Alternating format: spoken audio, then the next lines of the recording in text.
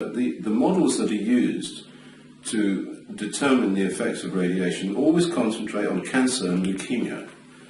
And so the current risk model will say how many cancers are expected after Fukushima and how many cancers were expected after Chernobyl and so forth. But we know from Chernobyl that radiation causes a whole range of diseases, and one of the diseases that it seems to cause is heart disease. I want to talk to you about heart disease effects in children. Now, a colleague of mine, Professor Yuri Bandashevsky, became quite famous because he studied the effects of cesium-137 exposure to children in the areas that were contaminated by the Chernobyl accident in Belarus.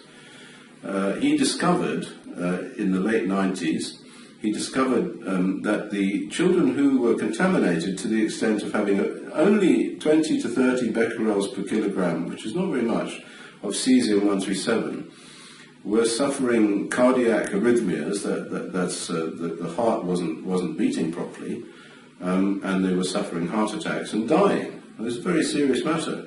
So it wasn't a question of leukemia and cancer in these children, although that occurred as well, but there were very high rates of heart disease in these children. So the children were manifesting heart diseases which are normally only found in old people.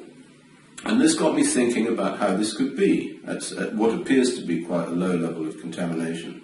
So I started looking into this, and what I found is truly extraordinary, which I shall share it with you.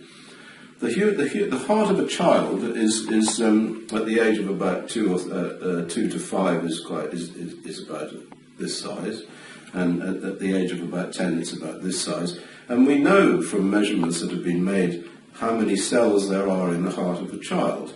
A 5-year-old child has a heart which is approximately 220 grams in weight. A lot of it, of course, is blood. So if you take the blood out and just you leave the